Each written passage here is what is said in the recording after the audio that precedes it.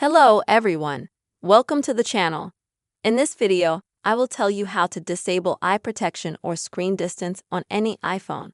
Don't forget to subscribe to our channel, put likes and write your comments. Let us get down to our topic. If you have such an option as eye protection on your iPhone, it can be very useful, especially if you or one of your children or relatives, for example, has vision problems, handlessness, and so on. Then your iPhone reminds you, for example, to move it away from your face so that there is more distance between you and your screen. If, friends, you don't like such reminders, they are annoying and you would like to turn them off. To do that, go to Settings, scroll down, please click on Screen Time, and then click on this option here.